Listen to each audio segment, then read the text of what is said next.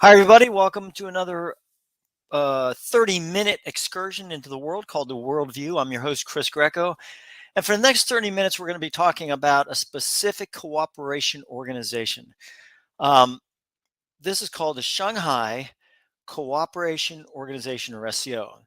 I have as a subtitle, An Alliance We Should Fear, and we should fear this. I think this is something that we need to address. It's very, very, very rarely addressed in the media, but this 30 minutes will give you hopefully a very good idea as to the history of the SCO, the future of the SCO, what it all means, and with the current news media talking about China supporting Russia with weapons, I think it's important to note that this is not going away. This Shanghai Cooperation Organization is growing as we speak, and it's growing with some very nefarious characters, very nefarious countries. And we'll go over those, we'll go over the geography of that and everything. So let's go ahead and get started, and we'll just move through. So the first thing we want to talk about is what it is, right? So an alliance we should fear this. I am not joking. This is something that is, like I said, very rarely covered in the news. And to me, it should be covered in the same way that things like NATO or ASEAN or any of that. And it's funny because ASEAN, ASEAN, the Association of Southeast Asian Nations, is something that we take a look at and we very rarely address in the media. And it's the same type of protection environment that NATO has, but it's in Asia, but it's very rarely mentioned. So, anyways, SCO. So this is the website, eng.sectsco.org is the website to learn about this organization. Now, that's a secretary, basically, of the SCO. So but be careful about this. I put a VPN on before you go in there, but this is basically what the organization, the website that we're talking about. Countries include China, Russia, Kazakhstan, Kyrgyzstan, Tajikistan, and Uzbekistan. And we've covered some of these countries, specifically Kazakhstan, Tajikistan, and Uzbekistan. We have covered in the Worldview. You need to go back and take a look at that, or I'll just put this on YouTube, the YouTube area, and you guys can take a look at that. But the bottom line is these countries, the stans is what they call it, are not exactly, in fact, one book calls it Sovietistan.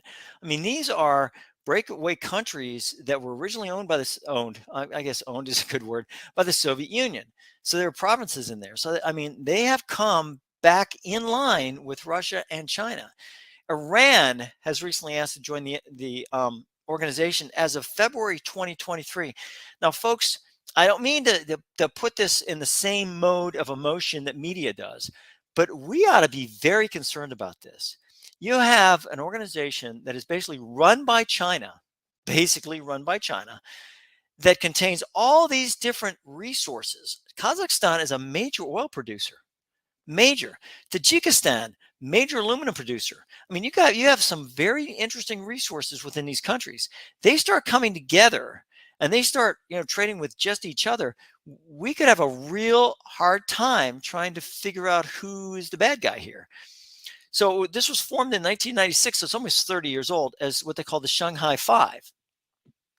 And they added, so that was China, Russia, Kazakhstan, Kyrgyzstan, and Tajikistan. So those were the five. They added Uzbekistan in 2001, 5 years later, and then they renamed it the SCO, the Shanghai Cooperation Organization. They have a population in those countries total of 1.5 billion. Now, think about this for a second. There's 8 billion people in the world total. We just went over 8 billion. 1.5 billion of that. So a lot of people might think, so what? It's only what is that? 12%, 12, 13% of the population involved in one organization. That's interesting. Very, very, very interesting if you talk about that. So the 6 nations that I just listed are members, actual, like what they call full members, but there are other countries that want to become members within the SCO. Let's take a look at those countries. India, Pakistan. Now, India and Pakistan do not exactly like each other, but yet they want to become members of the SCO. Observer nations, which Iran, Mongolia, Afghanistan, and Belarus. Now, again, these observer nations can always ask to be, membership aspects, but that's what they are. And then 6 dialogue partners. Now, think about these for a second. Armenia and Azerbaijan, both of which are fighting each other, right? Same with India and Pakistan, right? Armenia and Azerbaijan, they want to join the same organization. There's got to be some type of motivation that's driving them to these areas, right? So let's take a look at this for a second. I want to the different countries that we're talking about here, because I think it's very important to understand what we're talking about. So first of all, what I want to do is I want to real quickly what we're talking about from a standpoint of global influence, right? So we've already talked about Russia and the worldview, and so what do we have here? Right? This is all China. So we have China, and then we have India and Pakistan. They want to join. So we have that, and then we have the different stans. So let's take a look at some of these stans here, right? So what are we talking about here? Here's Kazakhstan here, right? Uzbekistan. Then we have Kyrgyzstan, Tajikistan. Actually, what we're talking about in area Russia, all right, ran to. So now all of a sudden we're talking what East Asia, then Southeast Asia, then we're talking about Southwest Asia. We talk about Afghanistan, Iran, all these different areas. We talk about almost in the Middle East. So where we're talking about from an area, and if I were to just make a circle here, and I were to start, I mean, we're talking about an area like this, right? So we're talking about an area of 21 million square miles. That's just, of course, that's just, and that doesn't take into consideration this part of Russia. I mean, the idea, I mean, I'm kind of cutting corners here, but really we're talking about a very, very, very large area of land, which includes a large area of resources. So all these things, you have to take into consideration what you're talking about. All right. So there's 2 headquarters. Now, the first one is in Beijing, of course, capital of China. But there's another one called the Regional Anti-Terrorist Structure in Tashkent. Now, where is Tashkent? So this is always neat. If you don't know where Tashkent is, and you have this, all you have to do is put in Tashkent, and you know that that's in Uzbekistan. So now all you have to do is just click to find it. It'll find it for you. And there it is right there. Whoops. Sorry. Whoop. Sorry. Oh. One thing about having this thing on is that it doesn't always toggle the way you want. So here's Tashkent. So basically you have Tashkent right on the border of Uzbekistan, right? Remember, this is all Kazakhstan, this area, Kyrgyzstan here. So I mean, these are all interesting areas when we talk about that. And then there's China in this area, and Tajikistan here. So that's where the other headquarters is, in what they call Tashkent, which is interesting, and enough, is not in Beijing. There's Tashkent right there. What is that close to? Well, that's Central Asia. So in other words, they have a headquarters in Beijing, which is in China, and they have another headquarters which is in Tashkent, which is in the almost the heart of Central Asia. This is very, very important to understand, the geographic aspect of this whole thing. So that their main primary objective, right? One of them is the 3 evils: terrorism, separatism, extremism. Now let's talk about those for a second. Terrorism, we all understand. That's something that we've all kind of battled against, right? Separatism. It's interesting to note that China, they're battling separatism, and I'm wondering if what they mean by that is that you have you're kind of united in one cause, or is it if you try to separate, we won't let you? So I don't know how that works, but anyways, and extremism, which is interesting. The Chinese Communist Party is in charge of China, and they are battling extremism. Anyways, the group is highly separatist. It pursues their own agendas, gets no funding from their governments. So I mean, I'm sure China funds it. I mean, it's so funny to even hint that you wouldn't fund something that basically builds alliances with like-minded countries that want to protect themselves from the ongoing push from the West, right? China in 2014 hosted a peace mission. I say peace mission. Ironically, it's one of its largest military exercises, host more than 7,000 troops that they had. So I mean, they hosted peace missions. I just think that's interestingly ironic. Afghanistan is one of the primary focuses for the group. It is because one, it's a developing country, right? So at this point in time, it's always been a developing country up to a point.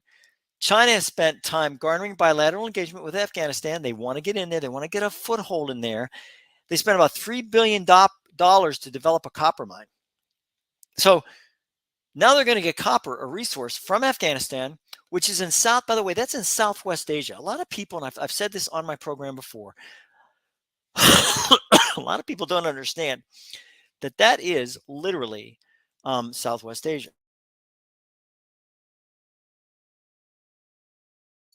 Sorry, I'm getting over a cold here or whatever. So that's what they're doing. They're $3 billion, to develop a copper mine. Copper is extremely important, folks. It goes into electronic circuit boards. It goes into several areas of importance having to do with electronics, like I just said. So, I mean, it goes on and on and on. There's a lot of things copper does.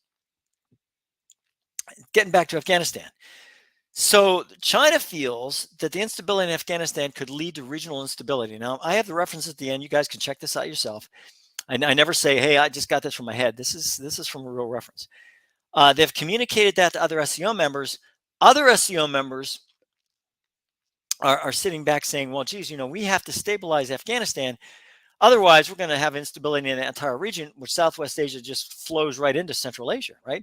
Because right next to Pakistan, what are we talking? Right next to Afghanistan, what are we talking about? Pakistan. Pakistan's right next to Afghanistan, folks.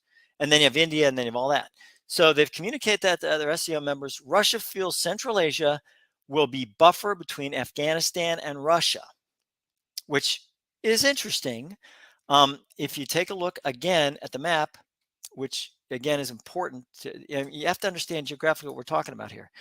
So this is Central Asia, the Kazakhstan area, all this, right? And then you have Uzbekistan, you have all these areas. And what do you have right here? What's right next to Tajikistan? Afghanistan. And what's right next to Afghanistan? Pakistan. So Afghanistan, Turkmenistan is still not part of the SCO, which is interesting. But basically what's going to happen is that if they need to stabilize Afghanistan, because otherwise what's going to happen is that instability could reach right into Russia. And Russia, being what it is, cannot afford any more non-zero instability. So that's what we come to when we come to that. Some analysts feel that because the SCO has some mistrust among the members, which it does, it could be a problem with long-term solutions. China's going to lead the way, but not everyone's going to follow. So, you're going to have a problem there.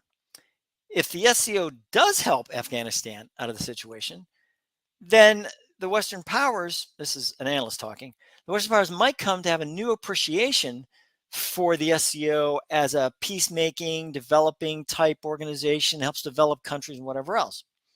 So here's where I think the analysts kind of get this wrong.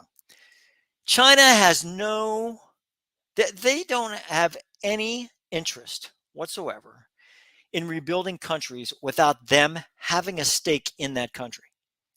They're going to flow in money and resources and whatever else if it's to their benefit. Now, I'm not saying that U.S. doesn't do that. I'm just saying China is definitely not going to do that. They're not going to flow into Afghanistan. If they're developing a copper mine, they're certainly not, going in there saying, okay, we're going to, feed the people and get them education, whatever else. No, they're talking about copper and getting it to their areas, their coffers. So that's what we're talking about. What about energy? Well, Central Asia, specifically Kazakhstan, Russia, and Turkmenistan, have oil and natural gas. Lots of natural gas. And they do have lots of oil. Putin wants to form an energy club from this SCO, right? To consolidate the resources to be able to make a unified energy market, promote regional agreements for energy, all these things. So he ain't have to worry about the West anymore. Forget him. Screw it. Doesn't make any difference. I'm going to get my money from the people that we trade with on a normal basis, and life is good, and we don't have to worry about anything else. Now, the energy policy of the independent members, remember I talked about this internal strife thing, do not lash up with the SCO goal. And so it just doesn't remain realized at this point in time, which is it's good for us, bad for them. But if they ever find out that as united, they can become stronger, a very, very strong resource to be reckoned with, then we're going to have our problems. The energy that each country has, they want to keep for their own development. They don't want to sell it. I mean, look at India. India is just now really getting into steel production. You need coal for that. Guess where they have coal? In India. They don't want to sell their coal. They want to use it for themselves. I get that. That's what the U.S. did. That's what the U.S. did for a long, long time.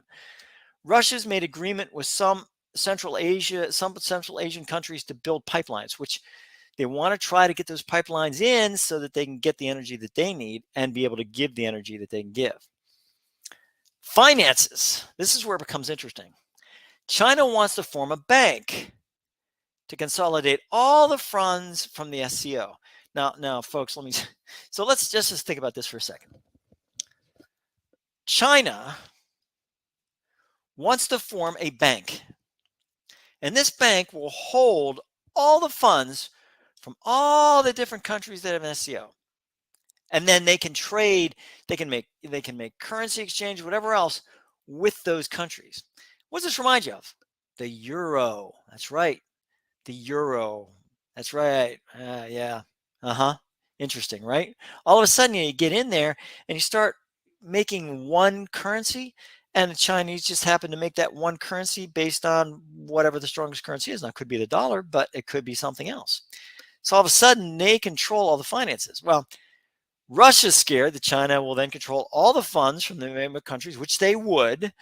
However, around 2015, basically after their invasion of Crimea, right, Russia seemed to change their mind about this whole thing. They said, well, maybe we want to move ahead with this China-controlled SCO bank. I wonder if they knew what was coming, right, in 2022, or if they just decided, no, we need places to distribute our funds, disseminate those funds, so we don't get caught with our pants down. The quote was from the reference: Russia appears willing to accept some loss of status in favor of China. Russia wants closer ties with China. Period. They've always wanted that. Since the 1970s, when the U.S. first went over to China and established at least some very perfunctory relations, China and Russia did not like each other. They made their normal, communist type holiday excursions to each other's country. But other than that, they couldn't stand each other. As a matter of fact, Russia really wanted the U.S. to well, this is in the words of one of my professors in undergrad school, political science, who spent a lot of time in Russia. He said the Russians really wanted the U.S. to ally with them to beat on China, which we never did, because we knew China was a great resource to be reckoned with, people alone. So why is Russia in the SCO? Well, what happened is, and still in the SCO, they've started in 1996, right? But why are they remaining in that? Well, they got kicked out of the G8 after the Crimean annexation, right, in 2014, and the Ukraine war. They're no longer in the G8. They're done. They got kicked out of there. Russia wants to benefit from Chinese investments. Big deal. It's a big deal.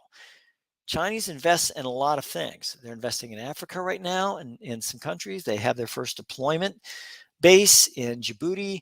There's a lot of things that are happening here that in 2013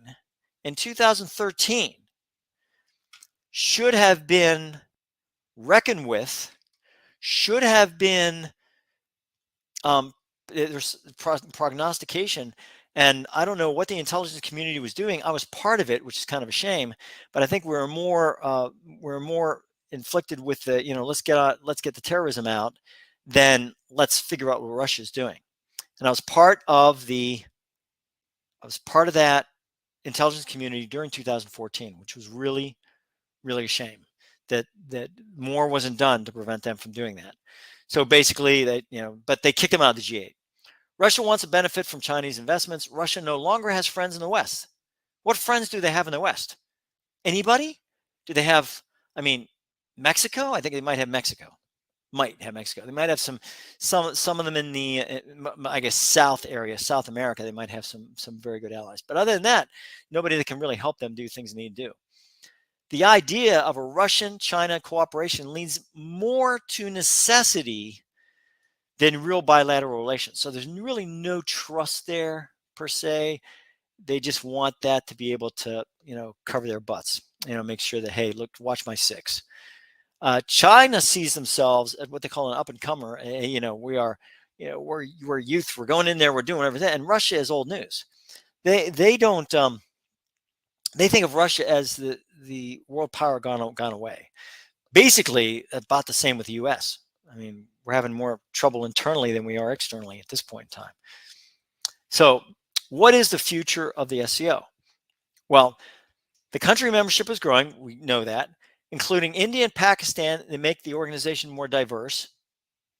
As long as this organization exists and continues to grow, the organization could be a threat to the peace in West Asia, North Korea, Southwest Asia, actually. North Korea, Vietnam, Laos, Cambodia, and Burma could all join. Normally, it's Myanmar, but basically Burma could all join. This could cement the grip, make it concrete, that China has in that region. And, the grip that China has in the region, and to be able to build a buffer. Now you got a buffer, big buffer, between them and Japan, between them and any other, ASEAN nation, any other nation that could cause them harm. Remember the Warsaw Pact? Remember that? This could be much stronger and provide a greater barrier to NATO, ASEAN, and other organizations. We would have a heck of a time trying to do anything against China if all these other countries, maybe we could get their missiles. That's about it. But we aircraft or whatever else, we could not get into China. We couldn't. We'd have so many countries to go through. Plus, we'd have to, be able to penetrate their air defenses and everything else. And their air defenses are not. They're not. They're not easy to get through. So we've talked about BRICS in the past. BRICH, right? And this is interesting because the countries that are involved in this, we sit there and we go back and forth, but it's named after the countries, right? It's named after the countries, and so basically BRICS is Brazil, Russia, India, China, and South Africa. Those are the 5 countries that makes up BRICS. Now, if we take a look at that BRICS, and we take a look at the SCO, all of a sudden we sit back and we go, whoa. Wait a minute, which 3 countries are part of both, right? Which 3 countries are part of both? And you don't think that one organization is not going to bleed into the other from the standpoint of policy and funding and all the other things that go along with that? So I'm going to leave you with that. These are the references I have. The country background, everything's from the CIA World Fact Book that I received. But this is what we're talking about. This is a very, very, called the Council of Foreign Relations, CFR. It's a very, very, very good background. It pretty much says what I said here. But it's definitely for you to go ahead and take a look at. And you may come up with different conclusions than me, and that's absolutely okay. So on that note, I'm going to leave you for now. This has been a look at the SCO, the Shanghai Cooperation Organization, and the different background in it, the different impacts, what's going on, resources, energy, finances, all the other things that have to go along with that. But the one thing I did not really go over, and maybe I'll go over in a future broadcast, is the military aspect. If China has this much X military, if you have SCO of all those militaries and you bring them together, especially if they're allied, almost like NATO, attack on one country, attack on all, that type of thing. I think it's Article 5.